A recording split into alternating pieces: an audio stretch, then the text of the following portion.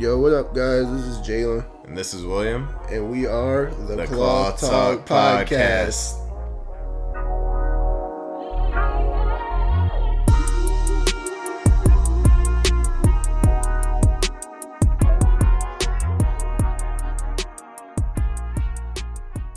What is up? What is up? What is up? Welcome to another episode of Cloth Talk Podcast. We are back again for another one. We're trying this whole remote thing out, so give us any feedback or any suggestions if you have it. This episode we are talking about life lessons, our biggest life lessons. We reached out to you guys on Instagram. We did a little poll to see, what topics you want to hear from us. And one thing that came up a little bit was, the biggest life lessons we've had so far and like how that's impacted us. So yeah, without further ado, we can start getting into it. Jalen, I think you can start us off. What's your biggest life lesson so far, sir? So first off, what's up, everybody? We here with it remotely. But anyway, I was thinking about this for a while actually. But I think for me, I'm gonna say thus far in my 24 years of life, I would say that you shouldn't take anything for granted, because as quickly as you gain something, you can lose it all. That's deep. I know. That's deep. I know, right? I think there's a lot to choose from, but I think that one actually, I think that one spoke to me. I resonate with that one. Did anything a lot? Did you have any like big events or anything that kind of stood out to you that kind of led you to, that coming to mind, or? Well, yeah, you could. So I don't know. You could say. We all go through things. I've been through some stuff where you kind of feel like you hit rock bottom and you lose. Well, I feel like I didn't lose everything, but at the time it feels like you did. So I would say that like there was a point in my life where I was like, I don't know, like this ain't it. Yeah, point of no return. Don't got nowhere to go. Yeah, so. I think that's probably the biggest reason why I chose this one, this life lesson. Yeah, man, I think it's so easy, especially like the country we live in and like where our families are from and everything. Having just like a very fortunate background and upbringing, it's like it's so easy to forget like how many people are without and how many people are dealing with so many struggles that we don't see every day. Like, I don't know. It's always good to like keep that perspective. Like both of my families kind of like immigrated to this country. One on both my dad and my mom's side, some earlier than others, but we always kind of like kept that like immigrant mindset, and like they come from nothing. Like they're coming like from these third world countries. They're coming from these like shacks and cabins somewhere out in the countryside of the remote Caribbean island, and like got no AC. They got chickens and roosters running around in the grass. Ain't got no running water. Got to walk like 2 miles to the river to get some water for the day. And it's just like, it's so easy to like get lost in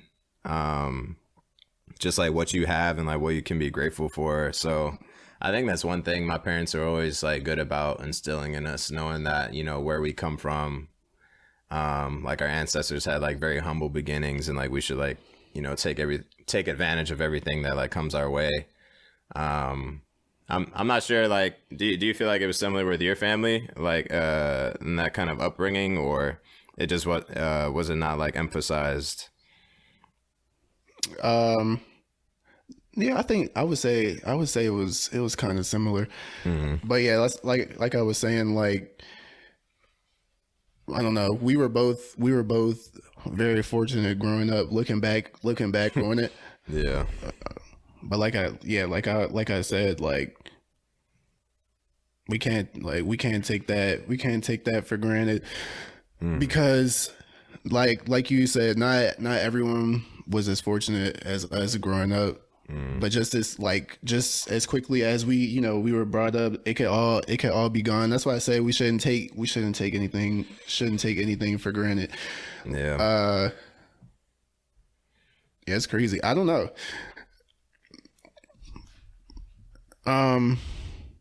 Yeah, it's just a lot.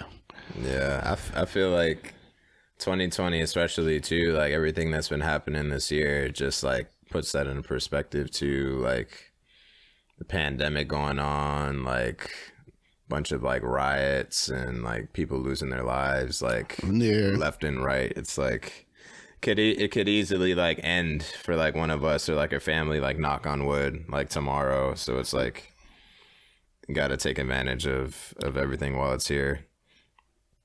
I feel like that was like the start of the pod too. Like I feel like we just came to a point where we're like, bro, we can't keep pushing this off any longer. Like we might not even see tomorrow. Like imagine we just like left this on the table and never went after it. So yeah, that's true. That's true. You gotta take advantage of your opportunities.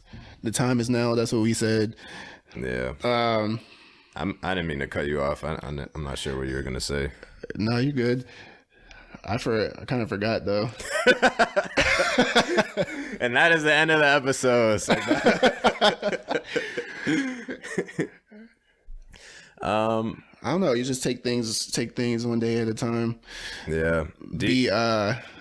You could be, what do I always say? Like you could be comfortable with what you have. Like me personally, I say I'm comfortable, but never content. Like you always on the hunt for more. Mm-hmm. But at the same time, I feel like you have to be grateful, because like we've been saying, not everyone is in this position. Mm-hmm. So I don't know, just take what you have, take it with a grain of salt. Not mm-hmm. everybody has it. Yeah. Because it could all be gone. When you felt like you were kind of like that rock bottom you were saying before, how do you feel like you like got over that? Because I feel like that's like important to talk about too. Like how did you like get through those like dark times, or like what kind of like helped you progress forward? Yeah, I think definitely having a great support system around me. Mm-hmm. There was a point where I wasn't talking to anybody or whatever. Mm. Like I had people, so like you would text William texted me daily. He texted me daily. Like even when I wasn't replying, he texted me daily just to make sure, I was doing okay, or to let me know that he was here for me. And he wasn't the only one. Like I was saying, I had many people reaching out. I think that helped. And just talking, I think what also helped was it's not good to bottle things up. I feel like once I started opening it up more and talking to people about how I was feeling, that also helped. Mm-hmm. Because at that point you feel like you're alone or whatever. Mm. But then when you talk to people, you realize that you're not the only one. You're not the only one that's going through that kind of thing. Mm-hmm. So I feel like that helped, talking with people, sharing my thoughts and feelings, because then they would be like, I've been kind of going through a similar thing. So then we would talk it out, and that feels good to just get things off your chest. Right. And I also think it's also a mindset thing. Mm. Eventually, for me personally, I know it's not the same for everybody, but for me, I was like, I'm tired of feeling like this. Mm. So I train my mind to, you got to think positive thoughts. Yeah.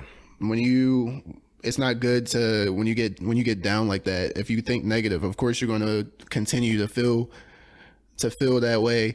Mm. So I think it was just, I started to feel a little better, started thinking positive thoughts. And I think it was just a combination of all that stuff. Had friends and family reaching out, letting me know I wasn't alone. And then eventually, like I said, for me, I was just like, I can't feel like, I can't feel like this anymore. So what am I going to do for myself to get out of this dark place? Yeah, that's powerful, man. That's I feel like that's what it's all about, man. Like, I feel like there's like three aspects to like your being, like your physical, your mental, and like your spiritual.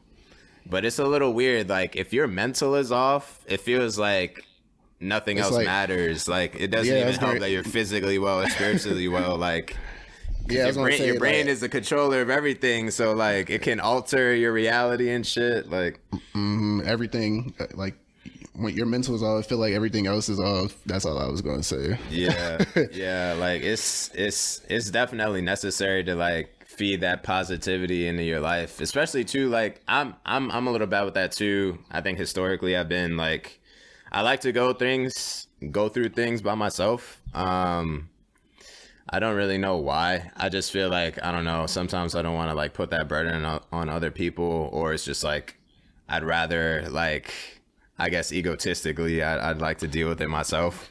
But yeah, I've kind of realized that, that's not always the best way. And like, we're put on this planet with other people for a reason. So it's like, might as well use the resources you have and like lean on other people, because you never know when they'll need to lean on you in the future. So it's like, yeah, so just being open, not taking things on by yourself, I think is good that you said. And yeah, just having that positive mindset, bro. Like, I feel like when you said you got tired of it, I feel like that's that switch. Like, yeah, like in those superhero movies, or like when the boxer is on the ground and it's like the 8th count and he like gets up right before the 10th count, like you just mentally hit that switch, and like it was like history after that. Like everything was like better since that point. Yeah, most definitely. And I think I also I don't know, I tried to get up and actually do stuff for a while. I was like laying around sulking, like, so when I got up and started doing, working or just moving around, being active, that also helped. Yeah. It also helps when you stay busy. It kind of takes your mind off of all the negative and all that stuff. When you fill your day with like activity or work or schoolwork or whatever, or just going outside, getting some sun.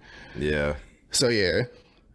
Yeah, I feel like it's that's one thing too. When I first moved out on my own and I was like in my apartment, I was like living in the 1 bedroom by myself. It's kind of dangerous having so much time to think to yourself. Yeah. Like, it can be really good or really bad, because if you're leaning in the wrong direction and you're like having like negative thoughts and it's just you and you're just like wallowing in those negative thoughts by yourself, it could be like a dangerous place. So I feel like, I don't know, I feel like I struggle sometimes when I have like too much time to think and like have too much space in myself. Sometimes I need to like go for a walk or like go talk to somebody else, or like kind of get my mind off things before I like start going off the deep end or something. Yeah, that's true. That's when you by yourself, that's all it is. You alone. It's just you and your thoughts. Yeah. That's why I say you need to, like, I don't know, you gotta stay busy. Yeah. Try to stay busy. Yeah, gotta drown yourself in some positivity, man. That's the only way to get through. Most def. But I guess we can transition into one of my biggest lessons. It was kind of hard to pick. There's just like so many things you learn over the years, but still learning. It never stops. Exactly. I would say my lesson would be like one of the biggest lessons was like everything isn't do or die. Like everything isn't that serious. I don't think there was like one particular event that led me to that lesson, but it's just something you have when you're growing up as a kid, especially like when you're in middle school and like other people's opinions, middle school and high school and everybody's opinions like mean so much to you. And like, I don't know, everything just seemed like the end of the world. Like, oh, if I didn't make the varsity team on tryouts, like my life would be destroyed. Or Right. if I asked that girl to prom and she said no, like my life would be destroyed. Or if I didn't get accepted into this college, like, oh, it would be like terrible. I think I've gone through enough of those situations and events where I did have a letdown or something. And you know, the sun comes up the next day and like time goes on and you start to realize like, oh, like it really wasn't that bad. I didn't need to take it that seriously. Like time goes on, stuff happens, and like you just like roll with the punches and keep going. And you kind of figure out like slowly but surely that like a lot of things that, you know, people worry about day to day aren't that serious. Like in the grand scheme of thing, like, you know, the average life is like 70, 80 years old. Right. Over the course of 80 years, the majority of the shit we worry about and stress over during the day does not matter. Like, it doesn't matter that you're 5 minutes late to this appointment. It doesn't matter that, you know, you had a little argument with your spouse one day. It doesn't matter that, you know, you went to the gym and like you did an exercise wrong and you kind of like injured yourself and like you might have to take a couple weeks off. Like, over the course of like 80 years in our lifespan, a lot of these like little things that like stress us out and like make us angry won't matter at all. Like you probably won't even remember them. That's what half the stuff I heard somebody say, or a lot of people say, like if something's bothering you and you know you're angry or whatever, but if it's not going to matter in like 5 minutes, then you could just you could be angry for your 5 minutes and then just go move on and forget about it. A lot of stuff is minuscule, like you said. Right. But yeah, I think one thing I started really honing in on like my mental health like this past year, even before like coronavirus started. Because I started to realize like you could be born with a lot of gifts or a lot of talents, but if your mind isn't right, then it's kind of like wasted potential. And like you can reach your full potential if your mind is like 100% and like your thoughts and everything like help you on your path. And so I was trying to like, you know, gain a strong mind and learn how to hone that in and get into meditation and all that stuff. And one thing I came across was like this ancient like Greek philosophy of like Stoicism. And so that was like an ancient civilization, and they had like the Stoics, they call them like Marcus Aurelius and like all these other people. And those philosophies have kind of like trickled their way into like modern day times and like through different books and different people.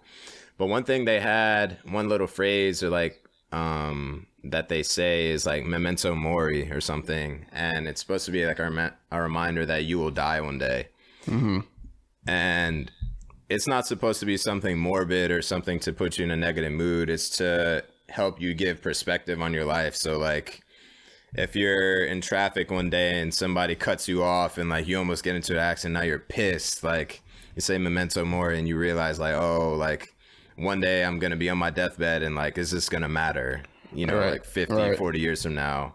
And so learning how to like take those situations, put them into perspective and just learn that, you know, this is really not that big a deal. I think that really helps me nowadays. Like if I'm going through something and, you know, like a situation like pisses me off or like something is not ideal, or like I caught a flat tire today, like driving back home. And, you know, normally that situation would like really like ruin somebody's day or something. Right. But in that moment when I feel myself like getting like kind of like too in the moment, I'll ask myself like, will this matter on my deathbed?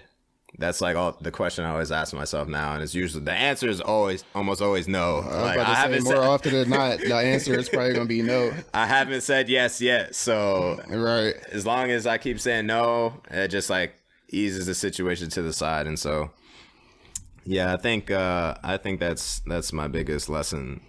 So I was One of gonna. the I think I biggest lessons remember. so far. I remember the question I was gonna ask. So Fire away. I've known you pretty much our whole lives. We've known each other pretty much our whole lives. So I've known you to be like a perfectionist, right? So do you think so? Was that lesson, like everything is not do or die? Is that lesson, was that a difficult lesson to learn? Bruh, I'm just learning this like this year. like I'm 24, so that was yes. I started to realize that perfectionism is bad, and like while it's good, you know, in athletics and stuff, and like attention to detail and like trying your best and always trying to become better, life is about balance. And so it's like when you're too far to the left and you're like, oh, we have to try again, we have to get it right, we have to make sure it's perfect, and like there's no room for error, you kind of need to like balance that out and like come back to the middle. Like, I'm gonna try my hardest, I'm gonna do the best that I can, I'm still have that attention to detail, but if it doesn't work out or if something bad happens, it's okay. So that's where you like balance it out with the right side, where it's like, you know, being nonchalant and not caring. Like you kind of like meet somewhere in the middle. So yeah, that was definitely a hard lesson to learn. But you kind of realize though, when I started looking into it, like perfectionism and just trying to be too right all the time, it creates a multitude of issues that you don't really realize. Like, and I started reading through different articles and stuff, and they're like, you know, some of the symptoms of like perfectionism is like having anxiety or procrastination and not being able to start things. And I started to realize like I do all of this shit. I procrastinate on things because I know how much effort I am going to put into it, because I am a perfectionist and I know I'm gonna do it to 1,000%. Right. So that's why I was procrastinating. You know, having anxiety about situations or tests or like outcomes of things because I want it to be right. Like when you're a perfectionist, you think that there's a right outcome, when that really doesn't exist in reality. And so you have anxiety and you worry about things, and you're hoping that they come out a certain way. So just trying to let go of that. You know, it was definitely hard. I'm still working on it now. I feel like I'm a lot better at it. Cause it's a lot of years of like bad habits, just like building on top of each other. Once you like get in that habit of like always being a perfectionist and always trying your best at everything, it helps. Like you'll do well in school, like you'll be a good athlete, like to a certain extent though. After a certain extent, like your mental health is going to take a toll, and probably the physical as well. So yeah, I feel like you wouldn't have, like, you worried about being perfect, you don't have time to enjoy life and worry about other stuff. Yeah, I feel like you're the only person I know, like when he was in college, we would text. I'd be like, every time I asked him what he was up to, he'd be like, hey, I'm doing homework. I'm like, how do you do homework for 24 hours a day? 24 hours. Homework or pasta. That's it. The only person I know, every time I text him, I'm probably out. I'm out like partying or something. I just failed a test. I'm like, I don't care. I'm about to go party. Text him. It's like 11 o'clock on a Friday. What you up to? Right. Homework. Yeah, I don't know, man. I feel like I think part of it was due to like my major as well. I know it's like kind of cliche to say like engineering majors, ooh, they think their shit is so hard. But there was the way teachers and classes teach shit in engineering, there's no room for error, basically. Yeah. And the way they kind of like support that or back up that theory is, you know, you're an engineer, so if you make a mistake at work or in the field, people will die. That's the consequence. Mm-hmm. And so that's kind of like in the back of your head when you're going through all these classes. And so when you're doing these force calculations and figuring out the gravity and yada yada and like how much weight this thing needs to take, the teachers and the way the classes are set up, they leave no margin for error. So it kind of like reinforces that perfectionist mindset. So like I could be doing a homework or a test or a quiz or something, and the way the questions are set up, it's like a chain of events. And so like if I get one thing wrong, or if I don't do my significant figures and like change the answer to 2 decimal places, I get -5 or -10 on a test, and now I'm at like a B- or some shit after like one question. So it's like I feel like those 4 years of school definitely reinforced those unhealthy habits of being a perfectionist. And like after getting out of school and like going into the real world and like working and stuff, you realize that like none of that matters. Like nothing is ever that serious. Like multiple people check your work, multiple people work on things together. Like you'll have someone checking your stuff, and so it's like there's no need to have that that anxiety of wanting to be right all the time. And I feel like that makes you like risk averse too. Like in the real world, getting over that perfectionist mentality from school and like maybe from like your upbringing, in the real world, that causes like you to avoid risks. And so maybe you don't start that podcast because you want it to be perfect and you want the setup to be nice or whatever. Right. Maybe you don't start that business. Maybe you don't buy that car. Maybe you don't go after that dream that you have because you want it to be right, or it's just not, you don't think it's going to work out. So I think it's definitely something I had to let go of, and I kind of like going through that process now and almost there, but hey, it takes time. But yeah, it takes time. I think would you made another important point where you said life you need a balance. I think that's also that's an important life lesson too. Everything about balance. Everything life, you have to have a balance, whether it's, I don't know, you have stuff that you care about and stuff that you don't care about. There has to be somewhere like you could go hard for certain things.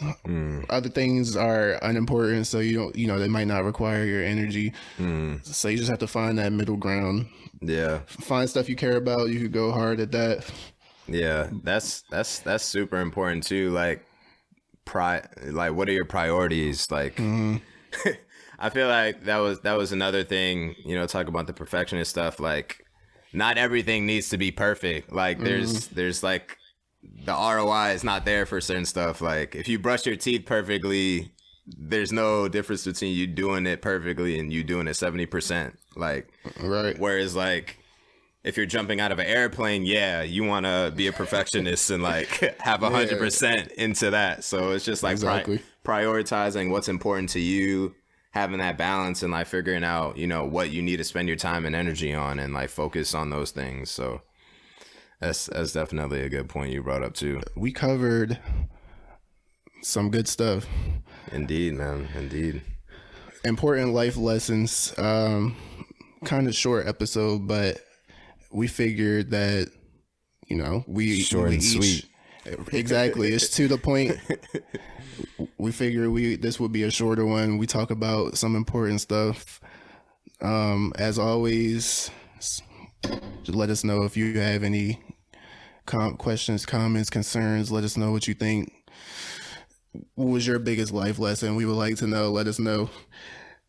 But yeah, with that, I think we're going to wrap up another episode of the Cloth Talk Podcast. Yes, sir. We appreciate y'all. Thanks for listening.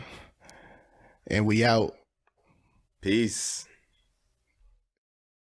Thank you for tuning in. Follow us on all listening platforms and all social media at Cloth Talk Pod. You can follow me at memothemaestro on all social media, and you can follow Jalen at JCB627 on all social media.